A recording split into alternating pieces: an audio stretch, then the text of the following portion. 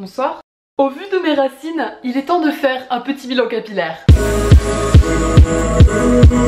Alors je sais, dans la dernière vidéo de ce genre, je disais des trucs et au final j'ai fait tout l'inverse. Mais que voulez-vous monsieur dame? C'est ça d'être une girouette du poil de tête. Alors avant de vraiment rentrer dans le vif du sujet, j'aimerais que ceux qui reconnaissent ce fond me mettent un petit commentaire. Comme ça je saurai qui sont les vrais. Donc oui, d'accord, j'ai fait une rechute de consommation de poudre bleue, c'est vrai. C'est arrivé début mars, on est fin mai, ça fait donc 2 mois et demi, bientôt 3 mois. Et je trouve que mes racines sont assez présentes déjà. Ah oui, et d'ailleurs aussi, je crois que 15 jours, 3 semaines après avoir décoloré mes cheveux, j'avais refait une coloration éclaircissante et du coup ça avait un peu mis de orangé au bout de mes racines. Merci mais non merci. Mais bon, reprenons. Je me suis donc décoloré les cheveux, puis j'ai eu les cheveux lilas.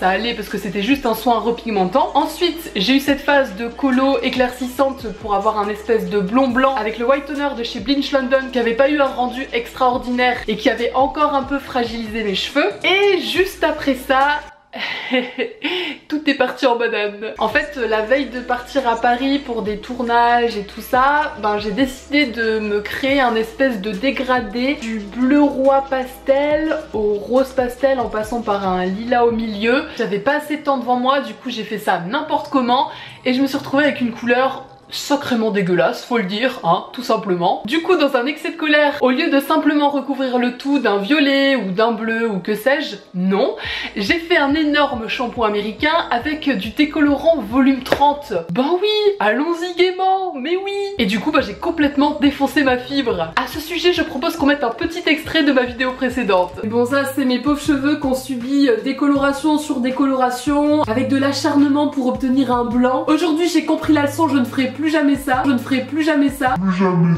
Voilà. Les leçons à retenir de tout ça. D'abord, ça sert à rien de s'énerver, hein, j'avais l'air complètement ridicule à gueuler dans ma salle de bain, je pense que mon voisin du dessous a dû bien se marrer. Deuxio, on évite peut-être de faire de gros changements capillaires juste avant un événement ou qu'on a que 1 à 2 heures devant soi. Et troisièmement, le plus important, jamais au grand jamais, on ne réapplique de la décoloration sur des cheveux déjà cramés, hein, parce que là, on explose tout. Que de rails dégradés, assuré. Résultat des courses, j'ai quelques mèches complètement pétées, j'ai aussi quelques poils de tête métalliques, donc ils sont complètement morts, et la crinière plutôt sèche et très cassante aux pointes. Ah bah oui, forcément. Bravo l'astico. Comme on dit si bien, faites ce que je dis, mais pas ce que je fais. Dans mes vidéos, j'essaye d'être très prudente, de vous prévenir que c'est pas un acte anodin, c'est vraiment très mauvais pour les cheveux, de vous tourner plutôt vers un professionnel si possible. Et puis moi à côté, hors caméra, je fais plein de bêtises. Voilà. Enfin bref, passons. Suite à ce rage kit, j'ai eu quand même une jolie couleur pastel arc-en-ciel plutôt clair quand même, ça se voyait pas trop. Quand mes cheveux étaient secs, c'était plutôt blanc, pas dégueu du tout. Puis je suis passée dans les tons roses avec les colorations Herman et Lime Crime, qui ont toutes les deux, je dois le dire, délavé extrêmement rapidement. En 1 ou 2 shampoings, il n'y avait plus rien. Puis je suis passée à ce petit vert pastel plutôt mignon. Ça fait d'ailleurs 2 shampoings que je fais et il a pas bougé le gars. Je pense que là en plus vous voyez bien mieux la vraie teinte que dans ma vidéo du test, on voyait rien du tout.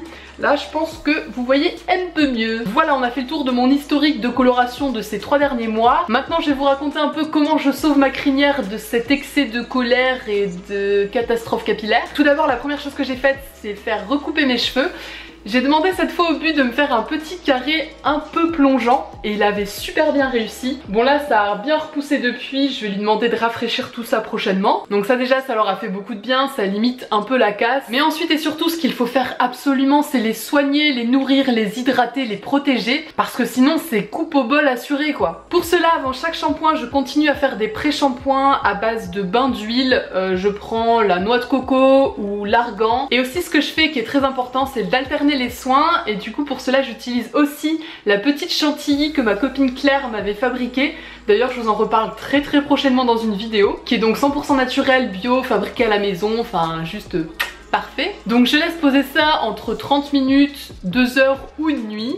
Et ensuite je fais mon shampoing, mon après-shampoing et mon masque. En ce moment j'utilise ceux de la marque Mix Nature que je teste depuis quelques semaines. Ils sont naturels, fraîchement préparés, bien sûr non testés sur les animaux et aussi complètement personnalisables. C'est-à-dire que sur le site on choisit une base de shampoing pour cheveux secs, pour cheveux normaux, pour cheveux gras ou pour cheveux colorés. Et ensuite on ajoute dedans de 1 à 6 ingrédients. C'est en fonction des besoins de chacun, c'est super ludique. En fait les ingrédients sont extrêmement bien expliqués sur le site, tous leurs bienfaits etc. etc.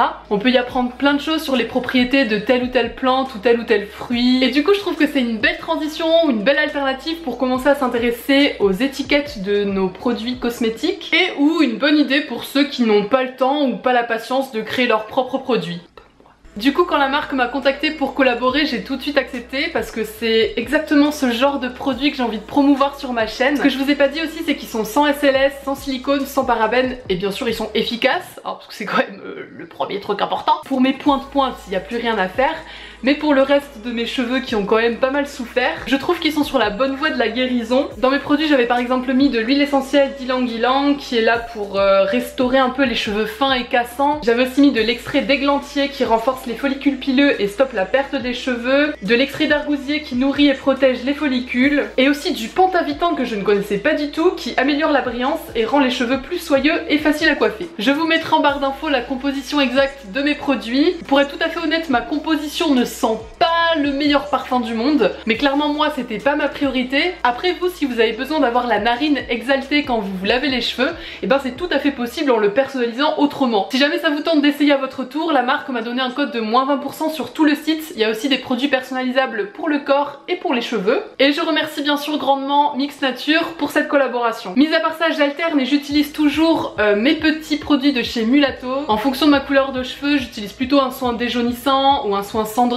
ou le noir d'aniline quand j'ai envie de foncer un peu ma couleur. En ce moment j'utilise plutôt le terre bleu pour éviter que mon vert ne vire trop vers un jaune bizarre, et ça fonctionne toujours aussi bien. Et enfin ce qui m'arrive de faire parfois sur cheveux essorés ou secs, c'est utiliser des petits produits du genre le soin démêlant de chez John Master Organics au citrus et au néroli qui a une petite odeur fort sympathique, mais aussi des protecteurs de chaleur. J'ai le Desert Essence, soin anti-frisottis et thermoprotecteur à la noix de coco. Alors ce produit il est pas fou, mais ce que j'ai trouvé pour le rendre un peu mieux, c'est que je le dilue un peu dans de l'eau et je trouve que c'est vraiment beaucoup mieux. Et sinon je suis très triste parce que je viens de finir mon petit soin de chez Paul Mitchell au quinoa, qui est un protecteur thermique, brillance et revitalisation.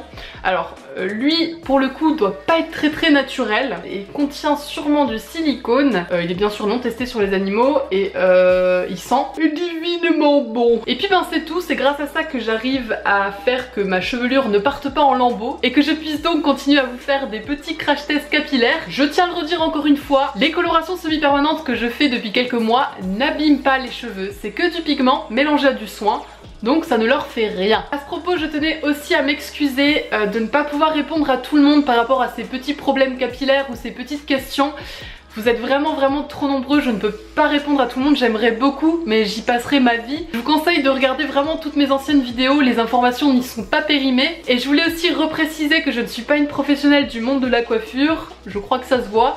Et donc je n'ai pas réponse à toutes vos questions malheureusement. Bref, en tous les cas j'espère que cette vidéo vous aura plu. N'hésitez pas à me raconter en commentaire qu'est-ce que vous avez fait subir à vos cheveux depuis ces 3 derniers mois, que je me sente moins seule. En attendant, cœur sur vous et à très vite pour une prochaine vidéo. Salut. Mouah.